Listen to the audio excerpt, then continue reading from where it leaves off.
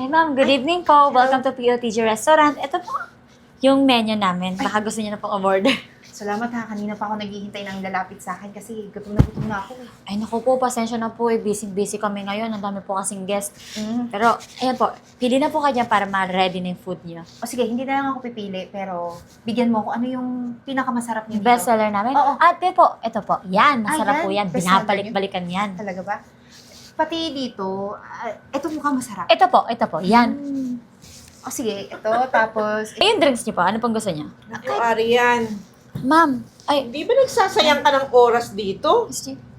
bakit naman po? Iistimahin mo yan. Kaya naman pag-iitsura niyan. Hoy, Neng! Baka kinakailangan mo sa karinderya.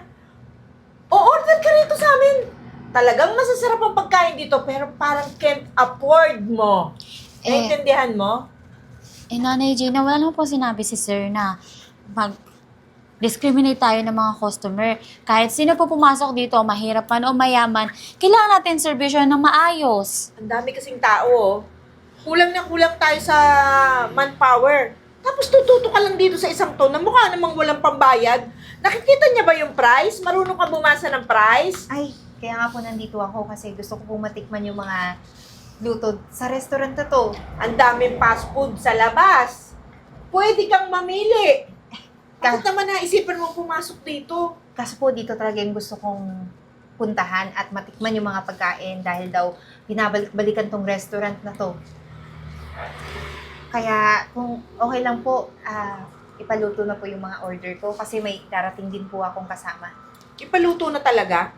Sigurado ka pang may pambayad ka? Kasi wala kami pang abono. Napakahigpit ng management dito.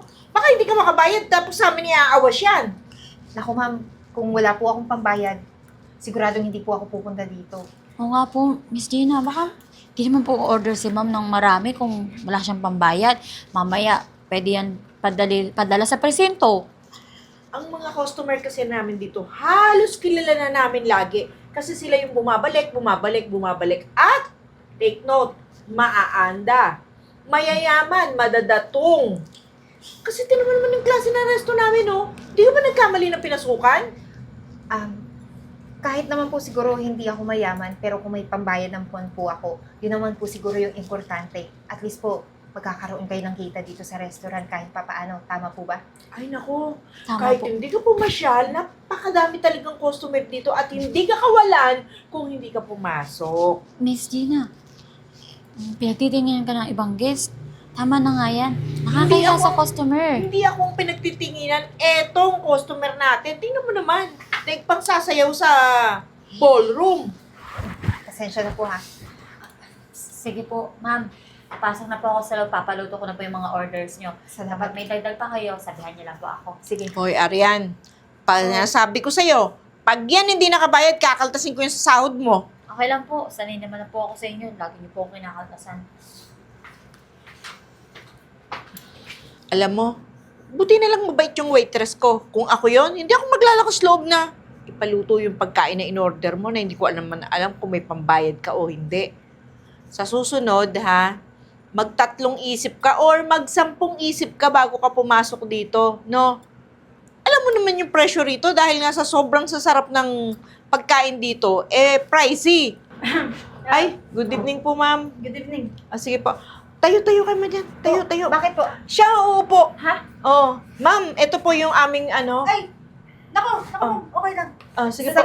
Saglit lang po. Ako po yung nakauna dito. Meron namang ibang upuan. Dito na lang siya uupo. Wala na, oh. Tumayo ka muna sandali. Waiting ka. Pag may umalis, saka kita pa uupuin. Wala pa naman yung order mo, eh. Sige po, ma'am. Upo po kayo.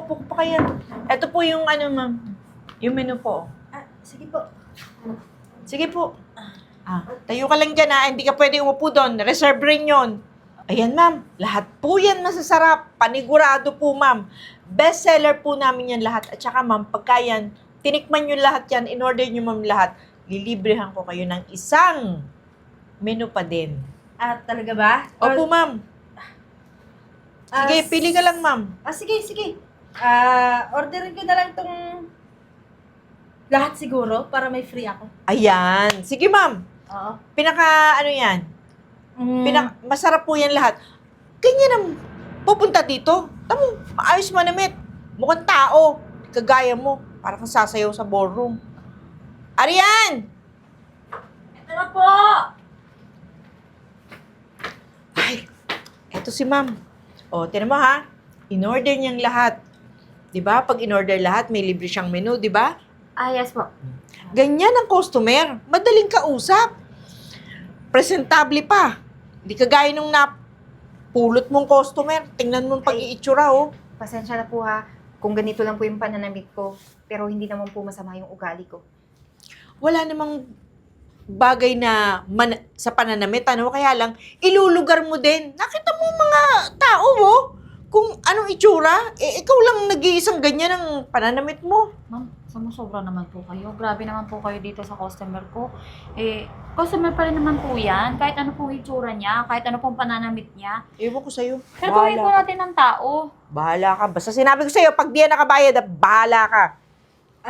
Eto, kunin mo na yung order nito. Sige po, ano po order niyo? Eto na pong lahat kasi may free daw po eh. Ah, sige po.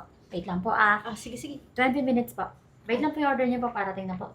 Tsaka ba't po kayo nakatayo? Ay, hindi siya pwede maupo. Reserve yon. Eto, reserve pa rin. O, bayain dyan siya, waiting siya. Pag may umalis na iba, saka siya paupuin. Miss Gina, grabe naman po kayo. Paano pag dumating yung order niya, nakatayo siya? Eh, Saka meron siya kasama. Sige, okay lang. Kahit nakatayo na lang ako. Baka pagdating ng kasama ko, magbago yung lahat. Oo, di ba? Okay naman pala eh. Dalian mo. Kunin mo na yung order. Ako po, magpasensya na po. Gawan ko pa lang mamaya pagbalik ha. Wait lang po yung order niya. Kukunin ko lang. Salamat.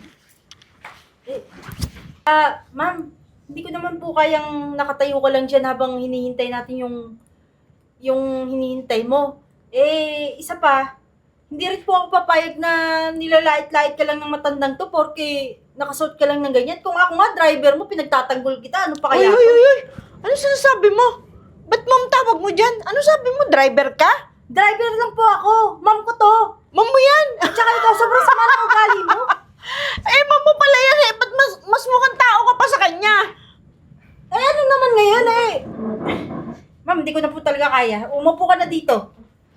Alam mo po, sobra-sobra yung mga panlalait mo sa akin. Totoo ang sinabi niya. Ako yung amo niya. Ganito lang talaga ako manamit kasi simpleng tao lang talaga ako. Kahit mayaman ako. Even, pwede ba? Doon ka lang muna sa kotse. Doon mo ko hintayin. Sige po. Mayaman! Bongga naman. Kaya nga po may kasabihan, di ba? Don't judge the book by its cover.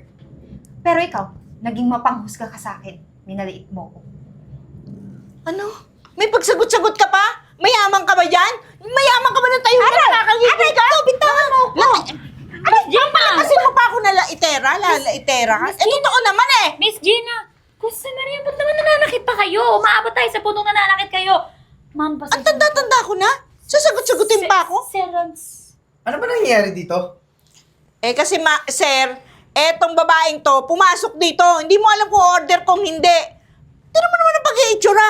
May dumating na isang babae, pusturyosa. Tapos magkausap sila, tapos mamtawag dito. Hindi ko maintindihan, sir. Nag-aalala ko baka mga scammer yung mga yan. Ba't magkakilala sila? Miss Gina, alam mo, kung may customer ako na ganito manamit, tapos ganyan ka umasta, ano yun? Wala kang respeto? Nire-respeto mo lang yung mga magagandang suot, magagandang tao? Sir, siya nga walang respeto. In-English pa ako. Ang kala mo, hindi ako marunong mag-Ingles? Kasi naman, totoo naman, di ba? Masyado kang mapanghusga sa katulad ko na ganito lang yung pananamit. Tama. At alam mo ba kung sino siya? Hindi ko nga kilala yun, sir. At hindi ko balak kilalanin kung sino yan. Hindi mo balak kilalanin yung fiancé ko? Yan, say mo yan, sir. Fiancé niyo po, sir? Oo. Fiancé ko si Eden at malapit na kaming ikasal. Patay ka. Siya po ba si Miss Eden?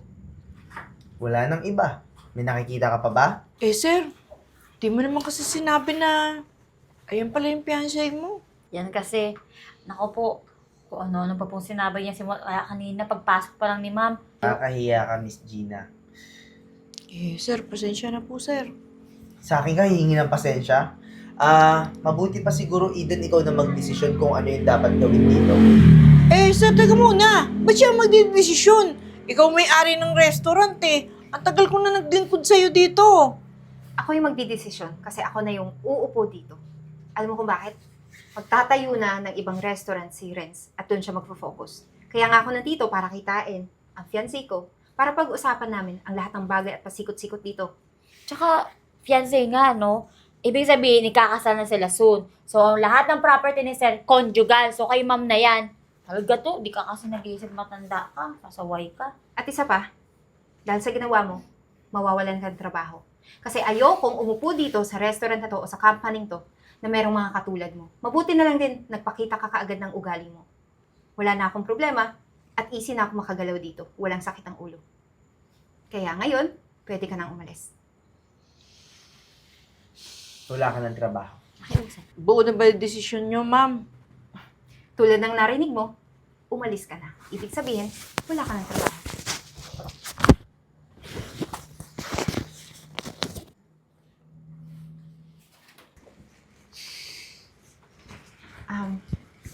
Arian pangalan mo, di ba? Ah, yes po, ma'am.